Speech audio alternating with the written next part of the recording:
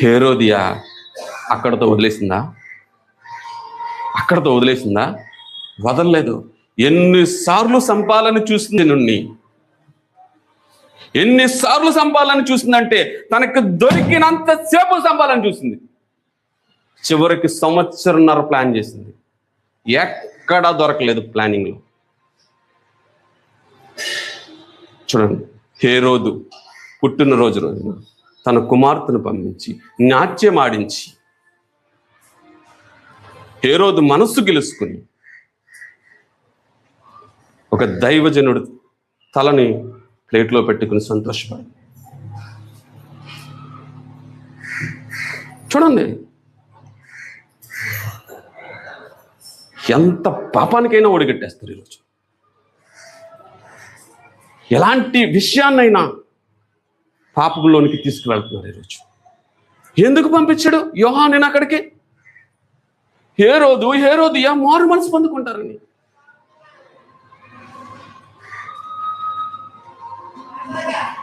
అంత స్పష్టంగా ఒక మాట వెళితే దేవుని వాక్కు, ఆ వాక్కుని ఎలా తృణీకరించేశారు వాళ్ళు.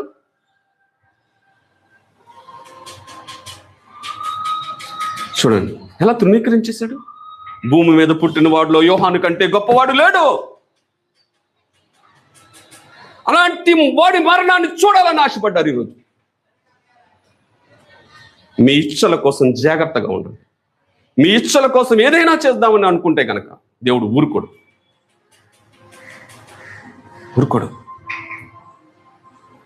కూలిపోతారు జనాలు, కూలిపోతారు. దేనినైనా ఎంతవరకైనా తీసుకువెళదామని అనుకుంటే కనుక మీ ఇష్టం. ఇది పరలోకపు హెచ్చరిక. ఆలోచించేయండి. దేవుడు ఎంత ప్రేమించి హెచ్చరికను పంపించాడంటే, అయ్యో హేరోదు నశించుకుపోతాడేమో అని పంపించాడు. హేరోదు ఏమీ చేయలేకపోయాడు, బాధపడ్డాడు. ఎందుకు బాధపడ్డాడు తెలుసా? యోహాను దగ్గరికి వెళ్ళి, ఆ జైలులోకి వెళ్ళి ఆ సువార్తను వినేవాడు రోజు. అది ఏమనిపించేది అంటే అతనికి నెమ్మదినిచ్చేసేది, మనసుకి నెమ్మదినిచ్చేసేది. ఆ నెమ్మదితో సంతోషించేవాడు, యోహానుతో సంతోషించేవాడు దగ్గర పెట్టుకుని.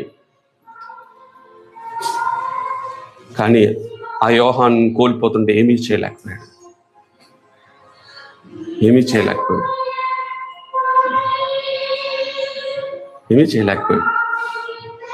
ఏ పరిస్థితికి వెళ్ళిపోయాడు ఆలోచించేయండి. మనుషులు తమ పరిస్థితులను దాటుకుని వెళ్ళాలని ఆశపడుతున్నారు. మధ్యలో ఈ లోకంలో నిలబడింది ఏంటో తెలుసా? ఆయన వాక్యము నిలబడుతుంది, ఆయన వాగ్దానాలు నిలబడతాయి, ఆయన నడిపింపు నిలబడుతుంది. ఆలోచించేయండి, ఆయన నడిపింపు నిలబడుతుంది. కానీ ఈరోజు మనిషి దాన్ని గమనించుకోవట్లా, చిన్నగా చూస్తున్నాడు. వాక్యమే దేవుడైండును అన్నాడు యోహాను సువార్త 1వ వచనం.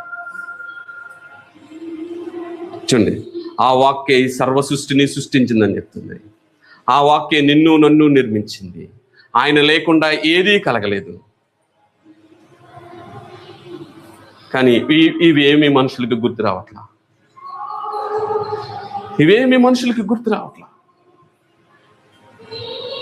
ఎలాంటి పరిస్థితులకి మనుషులు వెళ్ళిపోతున్నారంటే, గుర్తించుకోలేని పరిస్థితులకు వెళ్ళిపోతున్నారు. ఎక్కడ చూసినా ప్రేమహీనత, స్వార్థం. చూడండి ఎలాంటి పరిస్థితికి వెళ్ళిపోయారు. దేనిని ఆధారంగా చేసుకుని మనిషి వెళుతున్నాడు అంటే కనుక మార్కు సువార్తగా. ఒకసారి ఈ వచనాలు మనం చూసుకుని మనం ముందుకు వెళ్దాం. మార్కు సువార్త.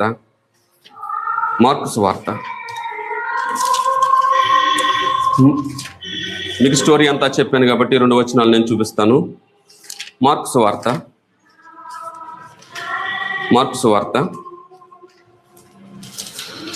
6వ అధ్యాయము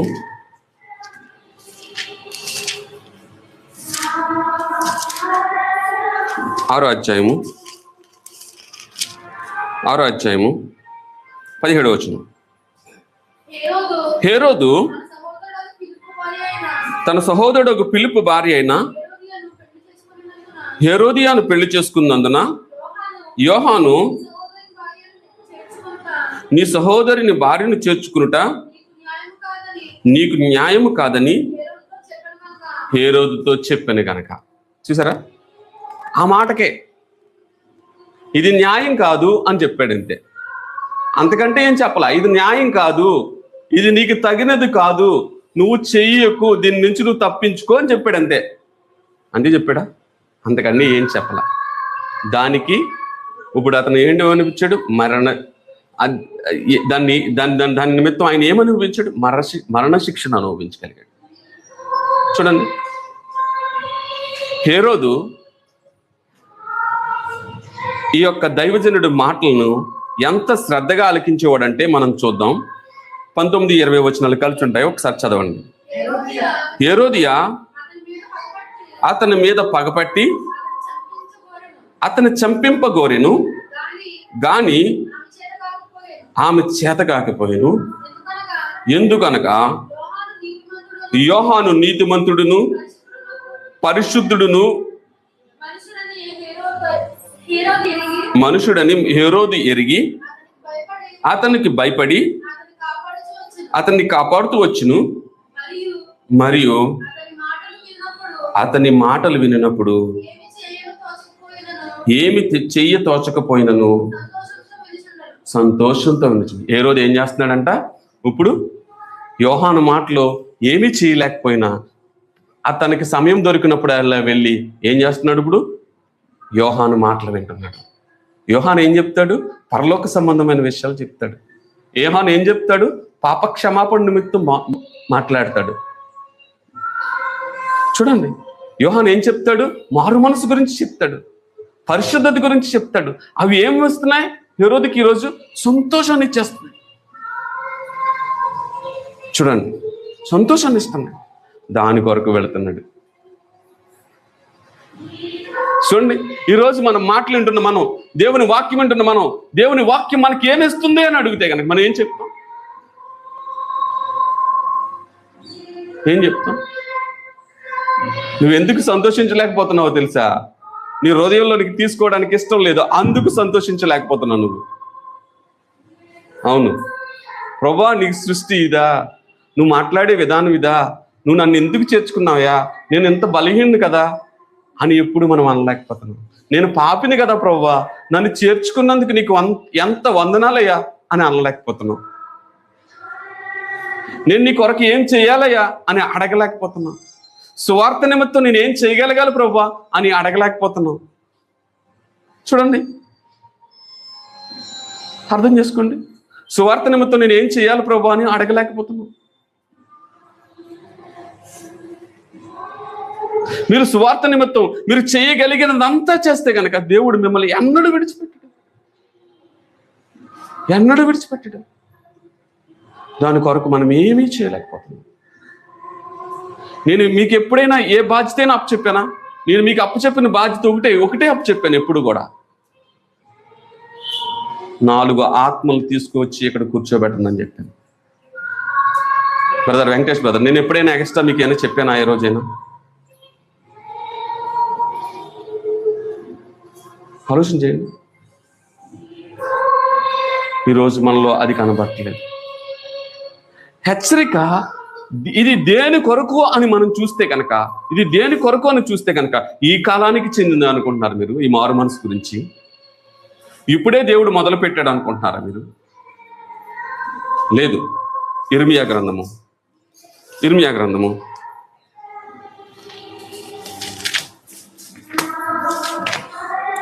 18వ అధ్యాయము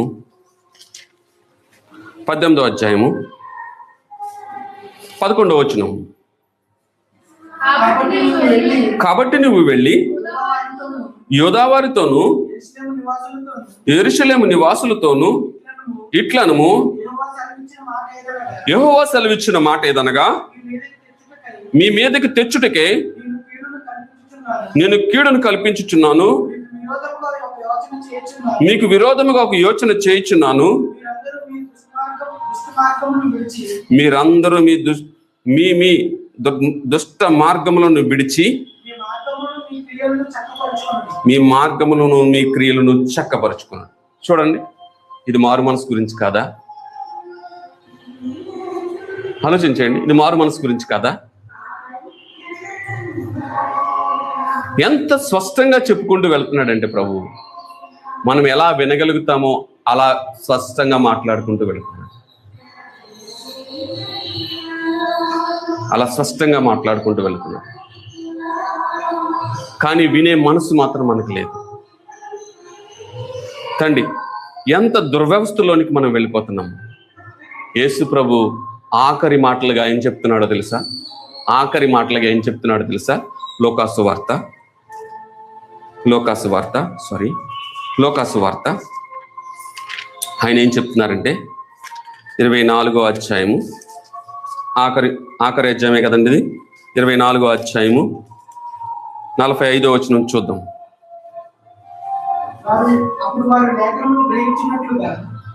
అప్పుడు వారు లేఖనములు గ్రహించినట్లుగా ఆయన వారి మనసు తెరిచి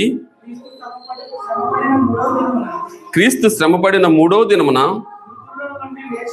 మృతుల్లో నుండి లేచిననియు యెరూషలేము మొదలుకొని సమస్త జనములలో ఆయన పేరట మారు మనసుయు పాపక్షమాపణయు ప్రకటింపబడిననియు రాయబడి ఉన్నది. ఈ సంగతులకు మీరే సాక్షులు. చూడండి ఎంత స్పష్టంగా ఉంటుంది యేసుప్రభు అన్న మాటలు ఇవి.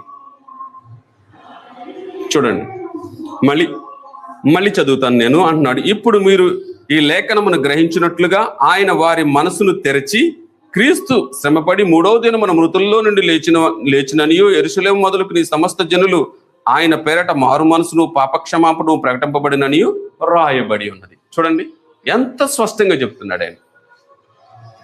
వాళ్ళ హృదయములు తెరిచి తండ్రి, సమస్త జనులు యెరూషలేములోను సమస్త జనులు ఈ లోకమంతటికి ఏం కావాలి ఇప్పుడు? మారు మనసు కావాలి. ఏం కావాలి ఇప్పుడు? పాపక్షమాపణ కావాలి. చూడండి, ఏ పరిస్థితుల మధ్యన మన హృదయం కఠినం చేసేసుకుంటున్నాం? ఏ పరిస్థితుల మధ్యన మనం లోబడలేకపోతున్నాం? మనకు అర్థం కాదు. మనం 3 పరిస్థితులను చూసుకుని ముందుకు వెళ్ళిపోతాం. ప్రకటన గ్రంథం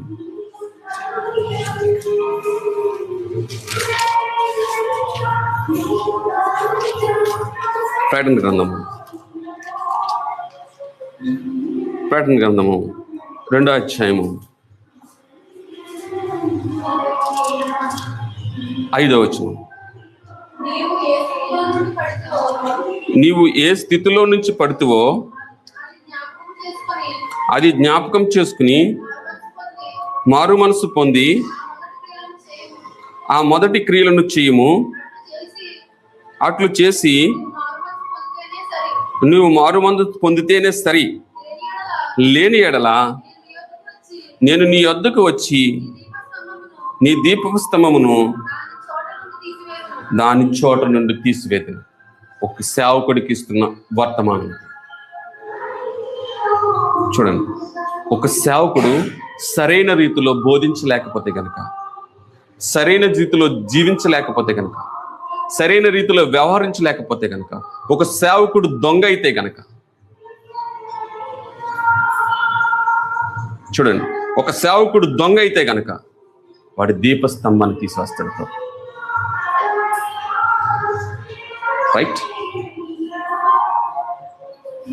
దేవుని వాక్యం ఇది.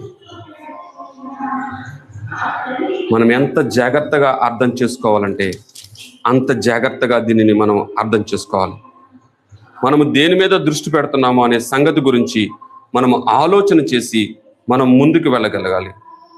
చూడండి, ఇంకొక చోట మనం చూడొచ్చు. నేను రెఫరెన్స్ తప్పు రాశాను.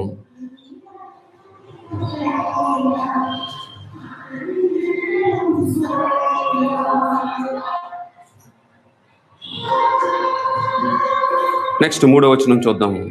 మూడో అధ్యాయంలో 19వ వచనం చూద్దాము. 3వ అధ్యాయంలో 19వ నేను ప్రేమించిన వారందరినీ గద్దించి శిక్షించుచున్నాను,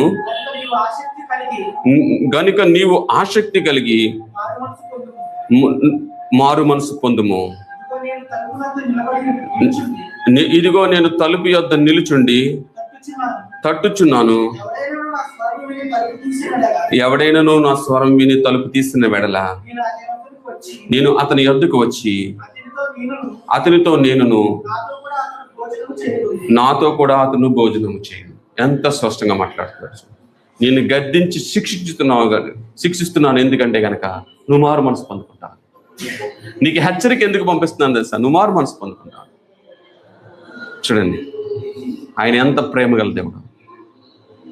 ఆయన ప్రేమకు లోబడి, వాక్యానికి లోబడి, ఆయన స్వరానికి లోబడితే కనుక నువ్వు ఇప్పుడు చూసేది కాదు, నువ్వు గొప్ప బిందును ఆయనతో చూడబోతావు.